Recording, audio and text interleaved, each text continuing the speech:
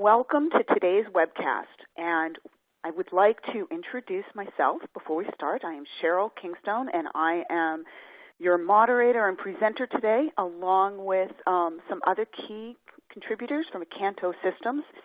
And the topic for today is Traditional Monitoring to Advance CEM, Achieving Operational Excellence in CEM. And today we have two other participants with myself. So again, I'll just introduce myself, which I'm a director at 451Research, and again, I focus on customer experience and customer experience management and the impact that that can have on the mobile telecom industry. And Victor Donselaer will also be joining me. He's from Accanto Systems, brings a lot of expertise on what's going on in the industry. And Jukka Rantala, he's an industry consultant and deep expertise in how to really implement a lot of these technologies. So we'll be presenting throughout the presentation. We'll have a couple of sections. I will start going along and introducing the topic, and then we'll then introduce Victor and Jukka. So why don't we begin? And as you all know, you're here, so customer experience really is the last remaining differentiation opportunity. And why is this important? Because when I take a look at a lot of the research that I do and a lot of the telecom industry that we speak to, and I speak to a lot of different people within mobile telecom, and the thing is you can come up with the best products and then they get copied, and you can come up with the best network and they potentially get copied. So the question here is, what are we doing to understand and really differentiate in the rapidly reducing market of product differentiation? You really cannot rely on product differentiation as a long-term strategy. And now we bring in what's going on with the changing consumer behavior. And we all know that the consumers are being much more demanding, and they're very critical of all aspects of the customer experience. And one in particular is really what's going on with the network. And so we have to understand how that relates to the overall customer experience and what we can do, because there is a generation of immediacy, and that really does create and put pressure on operators and telecommunication vendors to become more proactive with their service. So it's no longer a way where you can sit back and take a few minutes and say, yeah, we're working on it. We really have to be much more proactive for these demanding consumers. And then there's also hidden assets in the network that we can leverage, whether that be for internal or external purposes, but we can understand and use a lot of the data, and that's what we're going to really describe today, is how you leverage the hidden assets of the network and the customer for data and revenue growth. And the bottom line is, in order to do that, you have to improve the customer experience.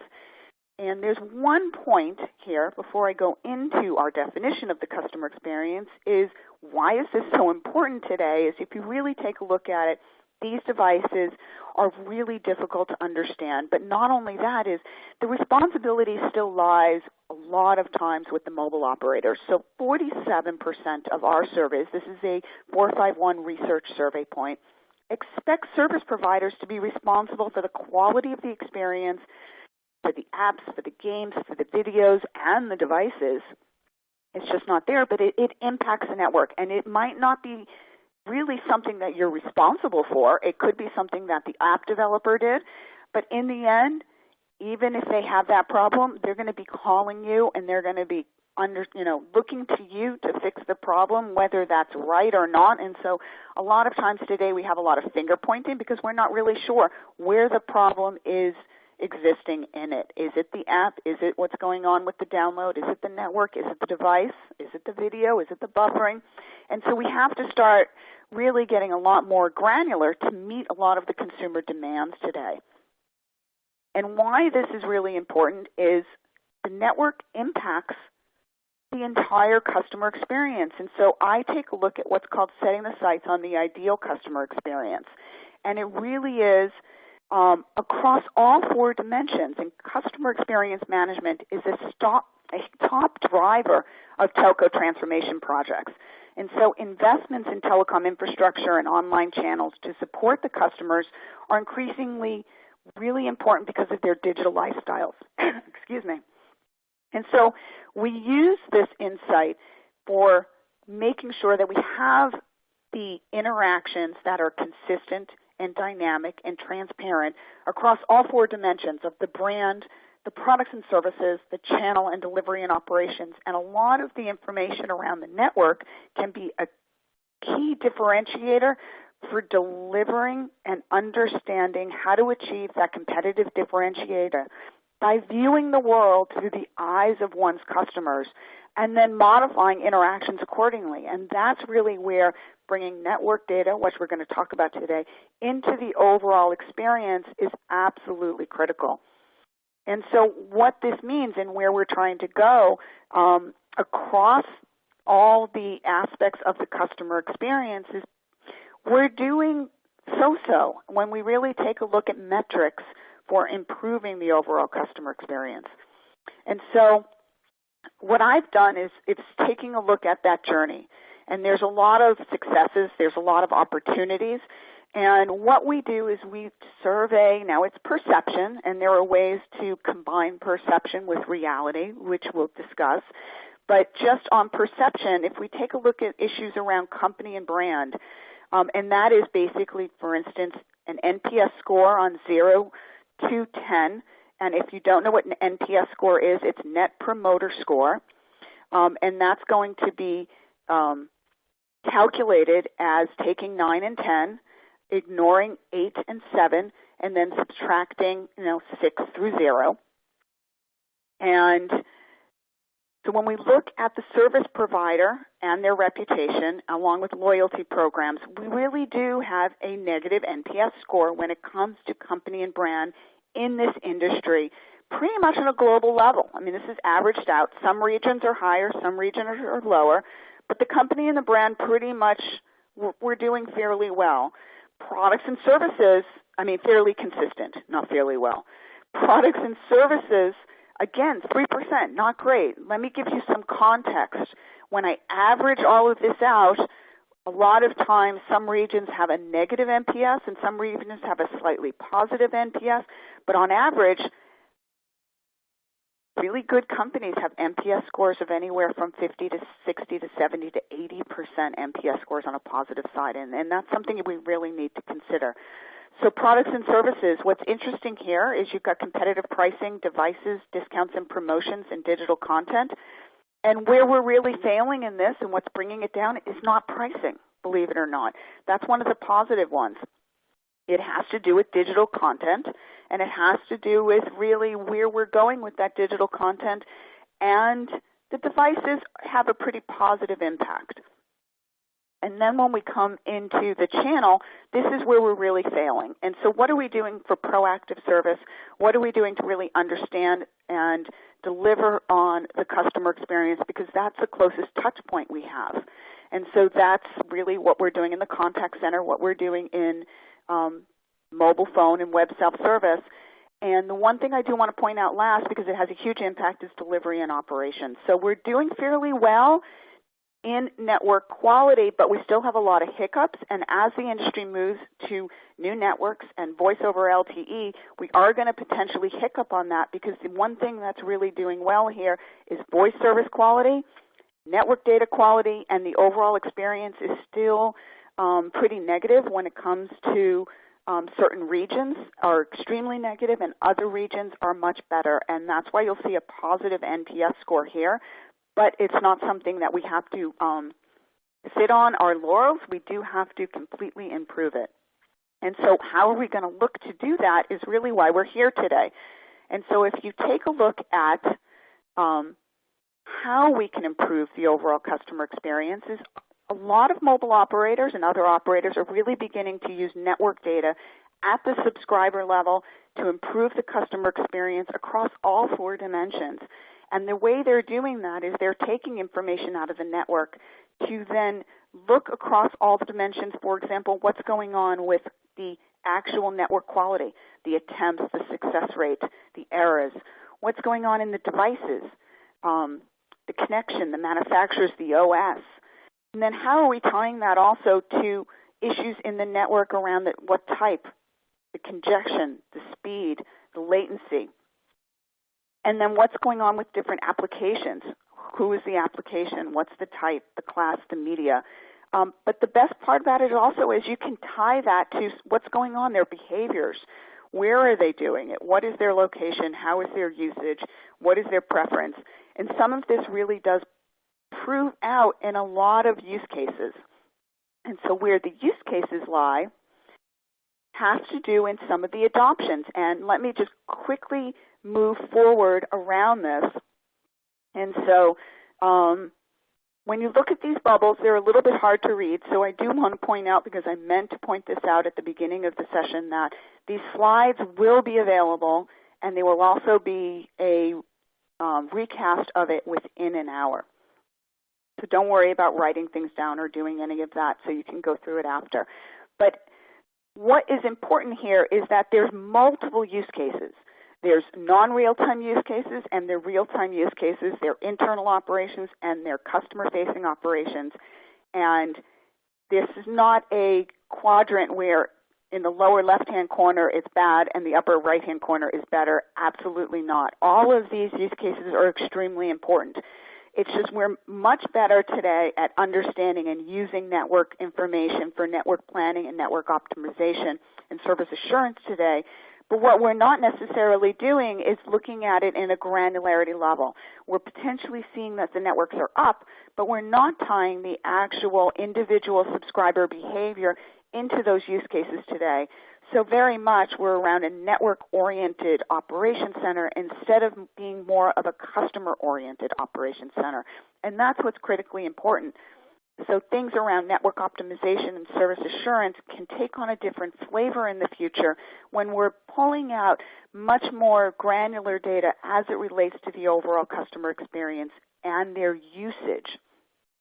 And then we can also look to adopting newer use cases that are coming out. So for example, what's going on with Customer Experience Index? The circle might be slow, but it's only because that's a fairly new way of looking at the world, which is combining network information that either from the network itself or from the device, and then scoring that based on the user experience and tying that to the data you do know about that user. And so you can create a key case study and a key dashboard. And then you can look forward towards marketing. And then as we get to more of the customer-facing experiences, what are we doing around exposing some of this information to improve self-service opportunities, to improve self-help, and where are we going by tying this information in real time for billing inquiries and dealing with customer care and bill shock? So today we're actually being proactive potentially with text, but what are we doing beyond that to then embed that customer experience so that they're not just getting these bill shock texts, so we can go in and we can explain what's going on. This is where the app's going. This is where your download use is going. Because the more transparent, I go back to my original definition, the more transparent and dynamic we are across the overall customer experience, the improvements rates on NPS are going to increase, and it's been proven in use cases. And so what I really do want to do is point out this last use case that is one of the most popular that a lot of companies are starting with today. And that's really to take a look at your network-oriented approach, so making operations become much more customer-oriented. And so this means taking a look at where your NOC is today, your Network Operations Center, and moving away from just understanding your operational status via network elements. We're great at understanding and maintaining or understanding and detecting some faults in the network, but there really is no correlation to the overall customer. And so while the lights might be green and it might look like everything's up, complaints are still high. And so the question is, what are those complaints? Where are those complaints? And how can we move from a NOC more towards a service operations center so that we can be and have and maintain more customer-oriented results? And so we have to move towards measuring how customers are impacted by these service issues. We have to do this in real time so that we can understand what the customers are experiencing by service. And then we have to predict so that we're more proactive and relate that to our business objectives. And in order to do that, We have to align the resources, and this will help us reduce costs and become much more proactive. But I'm only here as a third-party person to say this is very important. I have a report that actually has metrics and case studies behind this. But what I'm going to do right now is I'm going to introduce Victor. And we're going to go through, again, in more detail what Accanto Systems is doing to ensure and deliver on this type of experience. So, Victor, want to just tell us a little bit about Accanto Systems today, and tell us about what makes you experts in this. Sure. Thanks, Cheryl, for the really nice introduction. I think as most of everyone on the call are probably aware that almost all of the people at Accanto have worked inside of operator planning or operations teams before, and that the previous incarnation of Accanto really was building some of the world's most successful performance management system. Also, until recently, we even made our own probes. So I think we can really say that we have a lot of telecom experience that we have now put into our ICM analytics platform that most other vendors have. And now that we focus on our advanced analytics platform and combining that with, let's say, our experience in understanding the data that comes from the network from different sources and what it means for the customer quality, I think we can really help the operators optimize their networks so that the most important customers get the best experience and, for example, stop them from churning, which is one of the most important parts. I think one of the biggest differentiators here at Accanto is that we have this experience, we have this understanding of what the different data inside of the network means. But we also have the real proof that our platform, our ICM platform, has really been able to show that it can accurately correlate and find out what is the customer's quality, who is suffering from poor quality, and it can be used to predict and prevent churn. And I think that proof is something that really sets us aside. And at the moment, we have about 20 fixed and mobile operators worldwide. And once we have a customer, one of the things that we're seeing, and you were talking about these use cases, more and more of these use cases, once we start, are being built into the operator's process. And that they are going to rely on this, let's say, analytics capability and what the network data gives to them. So how do you see this market evolving from the past to the future? So we really talk about customer experience management evolving to really deliver on these big data systems.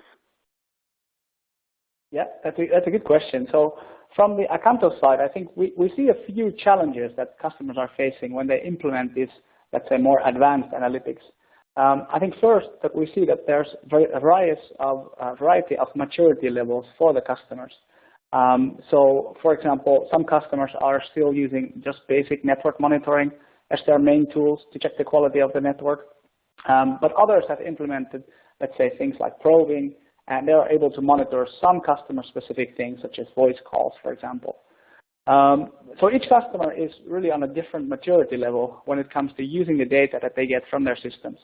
And I think the ultimate goal that is really shared by many of the operators that we, and probably you, talk to as well, it's towards this automated customer experience management, where a system such as ours would continuously check the quality of experience for the subscribers. And if, for example, there's an issue that affects the most important customers, it could automatically reset a base station, for example, and then monitor the before and after picture, so to see whether the reset actually had an effect on the quality.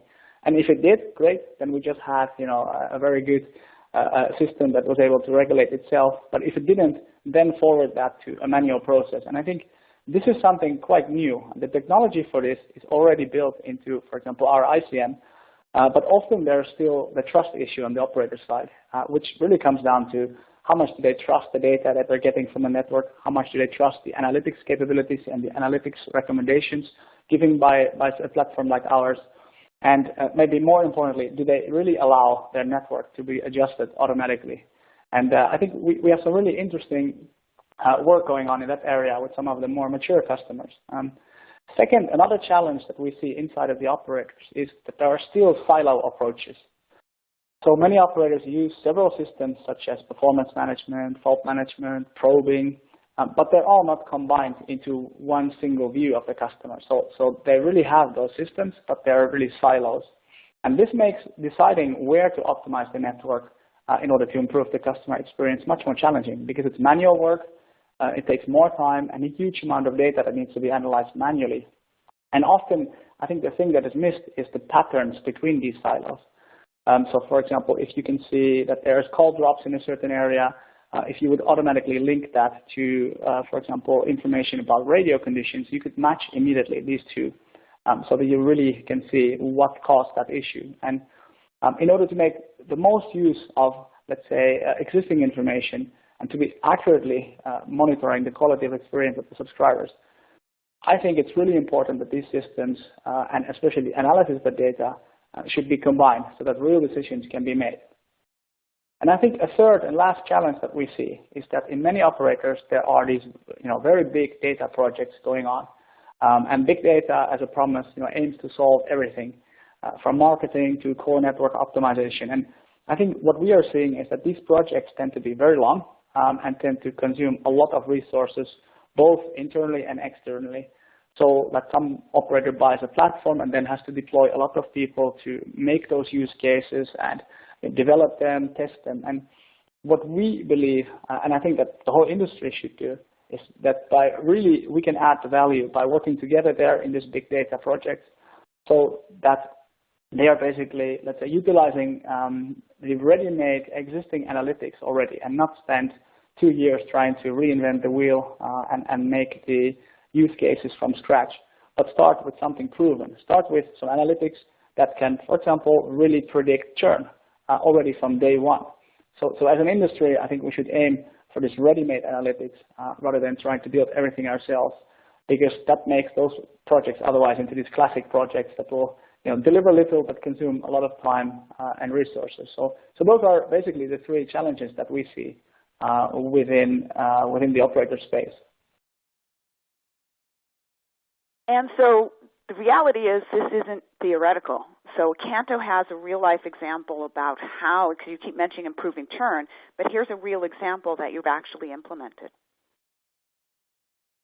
Yes, exactly. So one of the exciting things that we have done with one of our operators, it's depicted here on the slide also.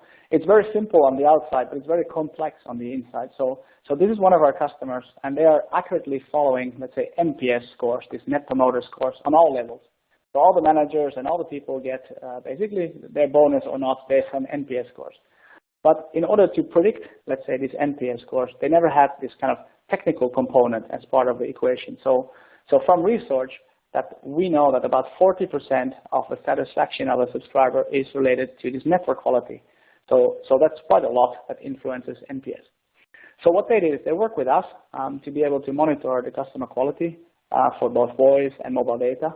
And of course, it's very important that the index that comes out of this, let's say, is accurate. So when we measure and monitor and analyze the quality of the subscriber, it's very important that you fine-tune the model so that it really accurately predicts what the customer's quality has been.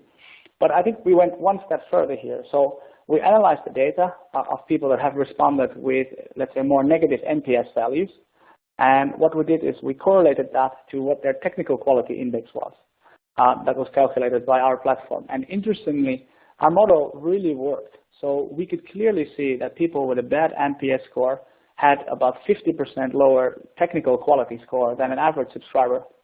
And when you then even go beyond that, you start mapping that to what are the customers that were churned during the last period. And we found in even more evidence that for these churned customers, on average, they had an even bigger differences in their technical scores compared to an average user. So once we had proven this, let's say, reliability in the model, the operator could take this and start using this to optimize the network quality. So based on the most important customers, which would give them the highest return, basically.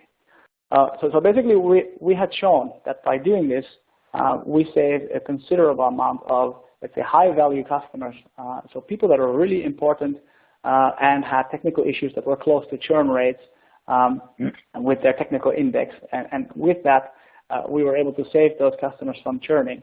and basically prioritizing, let's say, the investments and the maintenance so that we make sure that just like in this picture, that we were able to prioritize investments for these high-value customers to increase, let's say, their technical customer experience index to a much higher level so they won't churn. And also deprioritize, let's say, investments or maintenance for customers that might suffer from bad quality, but are much lower in priority from a value perspective. So in the end, this means less churn for more important customers, which basically brings up ARPU. And this is something that we have been seeing. And I think this is a very, very clear business case that we have provided. Thank you very much, Victor. That was great examples of bringing it make more tangible for the audience. And now we're going to make it even more tangible because I'm going to introduce Jukka, who's an industry consultant and actually has expertise delivering results on these kind of solutions. And so, Jukka, why don't you just begin? Okay, thank you, Cheryl. I want to present some practical things if and when you want to run a customer experience project, and especially from operational processes point of view. Here is a roadmap of the phases that I see are important to understand. First thing is to understand where you are and where you want to be. From company's vision point of view, try to get the information what you want to achieve and how you measure that you are there. Define and solve your technical and process capabilities. So I recommend to do some kind of a maturity analysis, as Victor pointed. And then you have to understand what you have in place already, what you need more, and how to get it. Do you have some real-time requirements, or is it only batch type of data?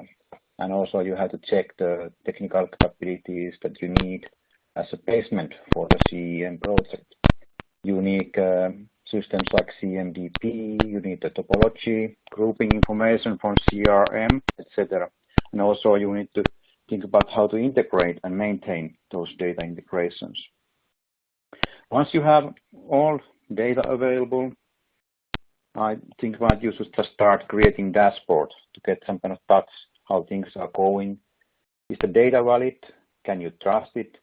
Or is there some data maintenance needed for naming, etc.?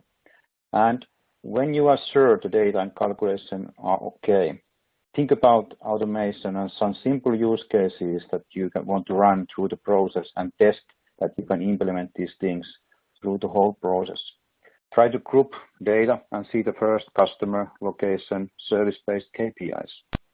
And while you are in the production, be sure that you measure that you are doing right things and going towards your business targets.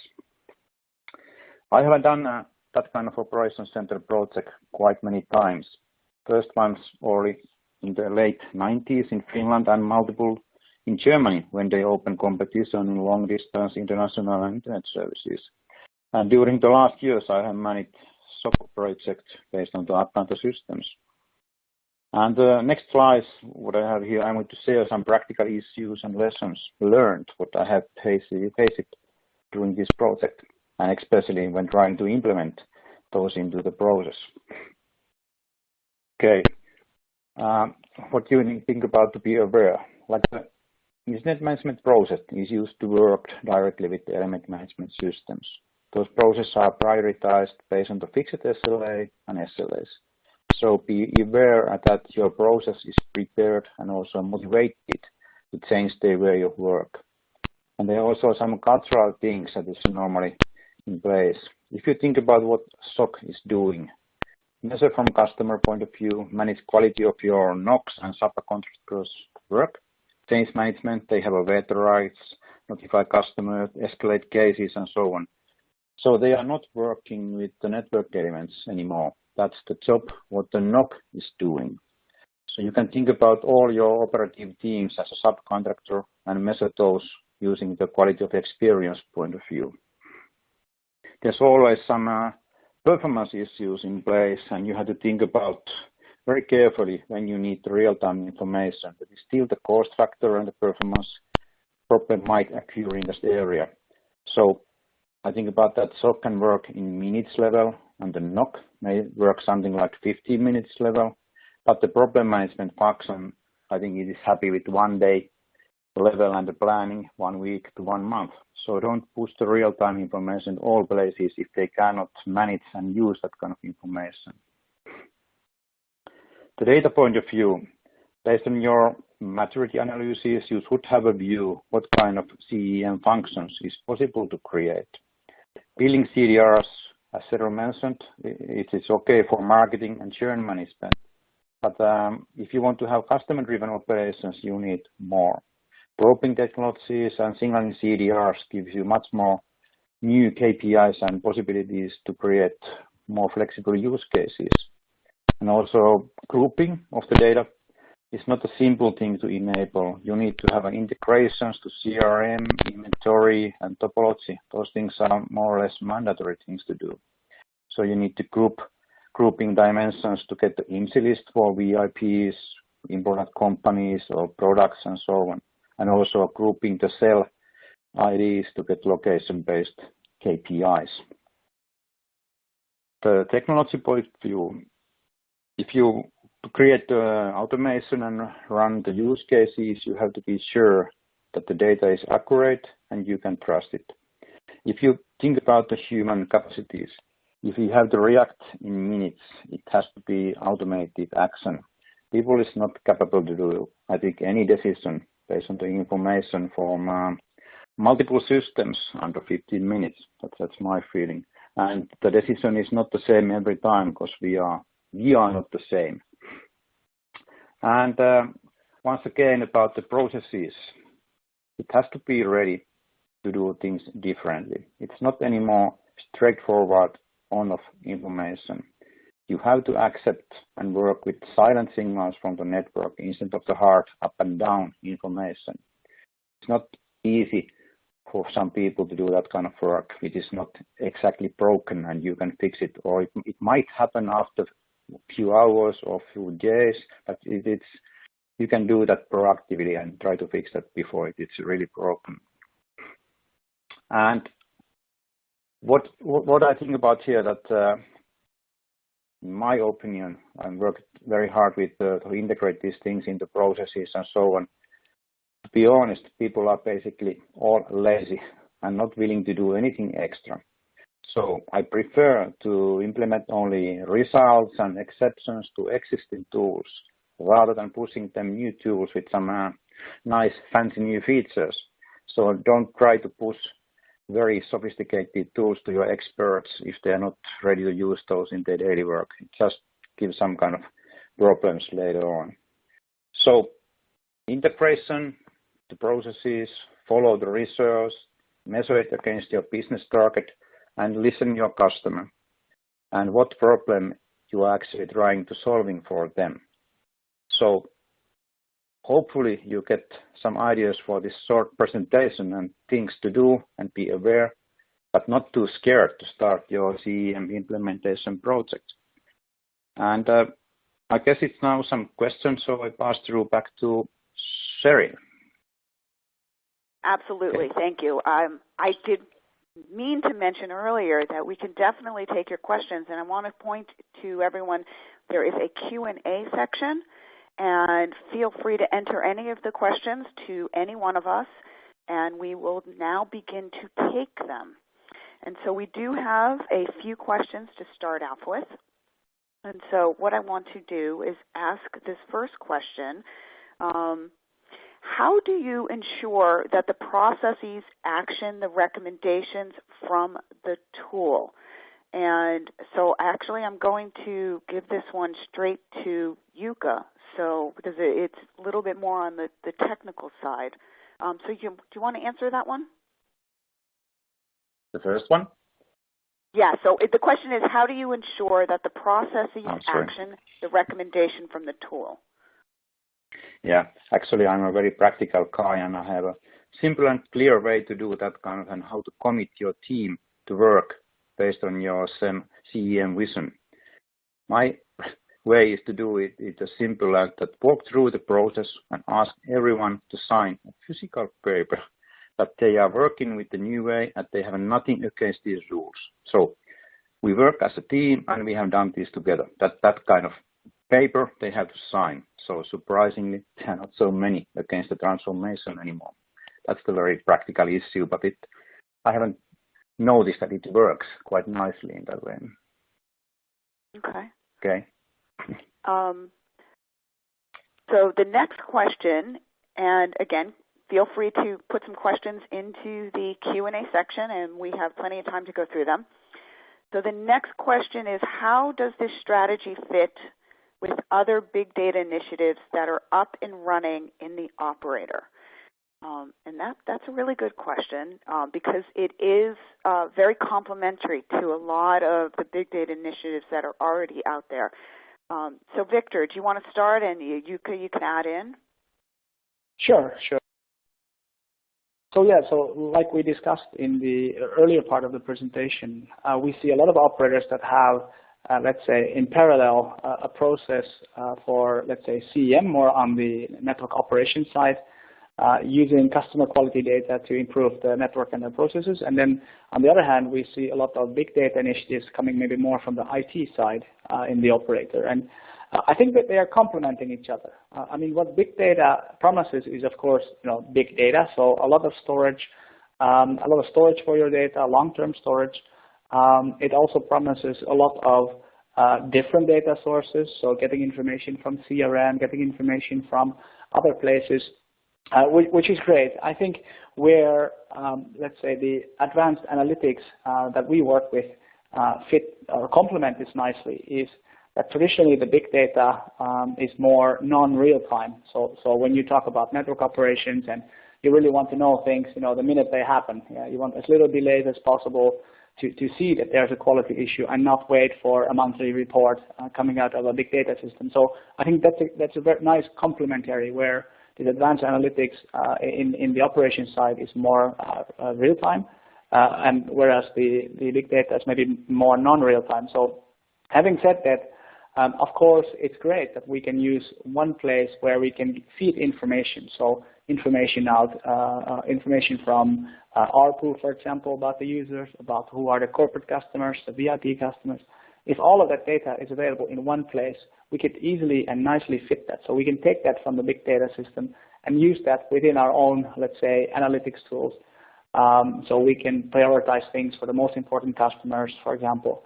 And also the other way around. We can store a lot of our data into the big data system so that you get long-term trends, long-term information, so you can really get those, let's say, benefits as well. And I think last, where I think let's say is advanced analytics for operations side has really complementary complements the big data is in, let's say, this real proven analytics. Big data projects take a bit more time. You need a lot more, let's say, use cases to build them from the start. So I think why not use something that is already proven, and you can basically save 2 man years that it takes to fine-tune the model to accurately predict the quality of the subscriber. You can save 2 years and maybe a handful of consultants. So I think it goes very nice hand in hand, these two initiatives. Jukka, do you have anything to add?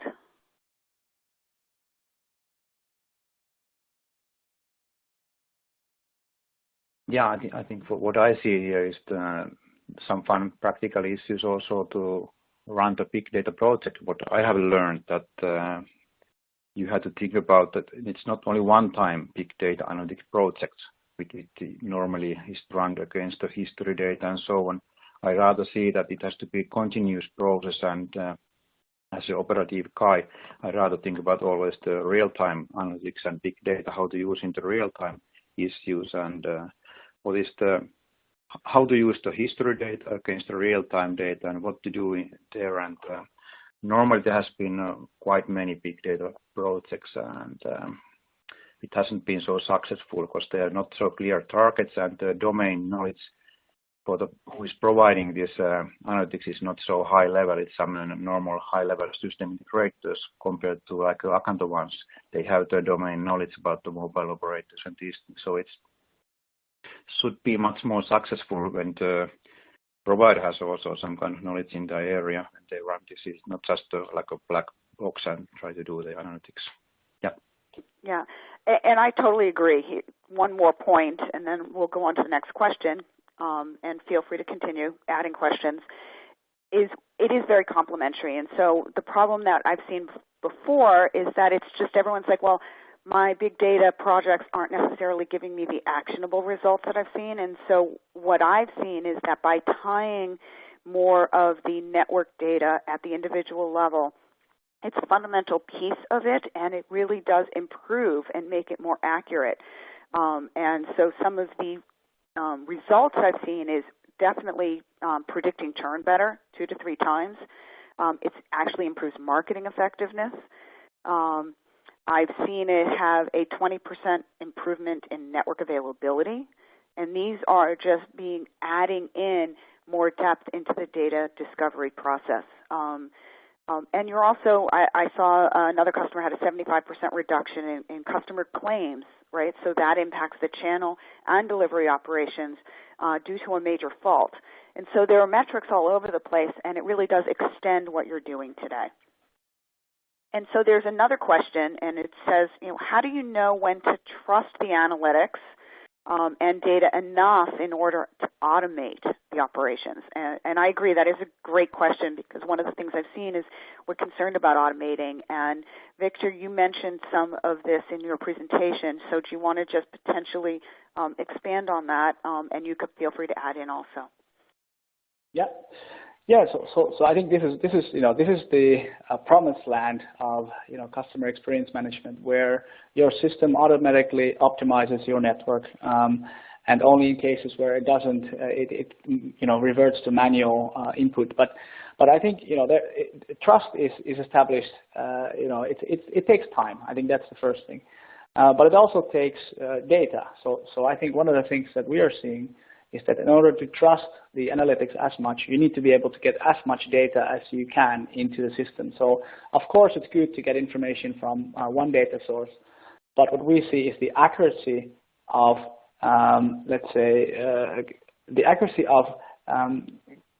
calculating the customer quality becomes higher when you use more data sources, because you can simply cross-correlate things. So you can really look at, okay, is this what is stated here? Does that also cross-correlate if I double-check this from another data source, and so on? So I think that's one. The second point on the data side is that even though we want as much more, data sources as possible, there will be situations where you don't have all that data. So maybe you're missing location from a certain customer, but you still need to be able to, calculate the customer's quality. And so building a model that is able to, not have full, information. So, for example, when it comes to location, we have a system where it takes the most, or the last known location, and if it doesn't know that, then it moves on to, the other data sources where we get different types of location, which might not be so accurate, but at least it's better than not using it. So having this kind of adaptive model really helps. And then, so the second step, I think, is fine-tuning. So it took us a lot of time together with the operators to fine-tune the model and to make sure that it works. So you look at, okay, does the quality that our technical score, has, does it really, is it really true or not? So fine-tuning the model until it works. And then maybe last one, it's building trust means that you have to see it working. So just by trying it out. So for example, an operator could say, okay, let's have this analytics platform run its calculations and all its recommendations, and let's select one city or one area where we could really do the automation. So you don't put it for the entire network first, but you just do it for one specific region or one specific city. So then you can see the results before and after, and then the more you do that, the more trust you get into the system. So that's my answer. And Jukka, do you have any to add in? We do have one more question we can answer. Okay, just one example about that one, that when we have run this SOC project at the same time, as an example, we run also the Network Operations Center automation, so we moved that to the dark mode. So in that case, there's a lot of events coming in and we have to automate those things, but it was like a learn by doing.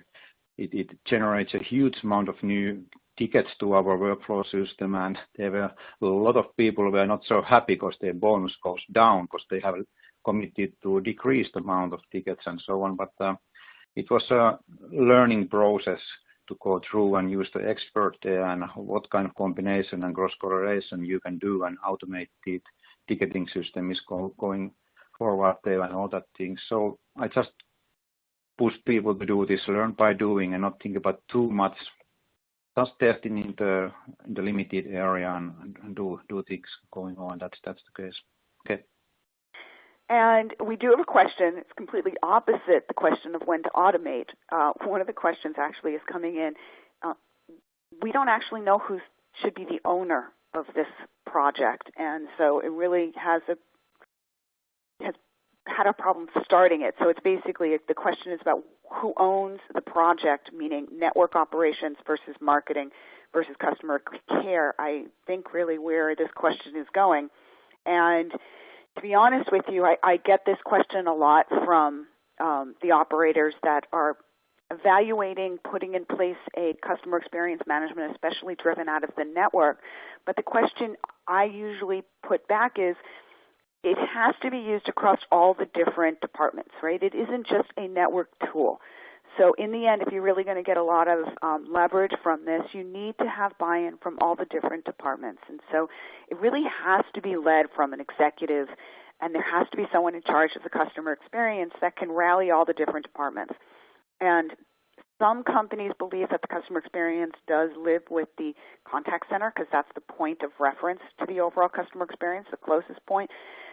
Others want to take it because it's more of a knock to a sock issue. And so the question there is, it isn't one department that owns it. It really should be shared. And I do remember Jukka pointing out that that's actually a barrier. There are a lot of organizational silos out there. And that's one of the things you really need to consider and break down. And I'm not saying reorg. Years ago, we're like, we need a reorganization so that we can collaborate better. And you don't need to reorg to collaborate. You just need to collaborate. And so that's what's most important is this data, no one owns it but the company, and the company needs to use it across all the different departments, and that's what's absolutely critical. And so I didn't know, I just wanted to make sure that I said that and got my 2 cents in there because it's a pet peeve.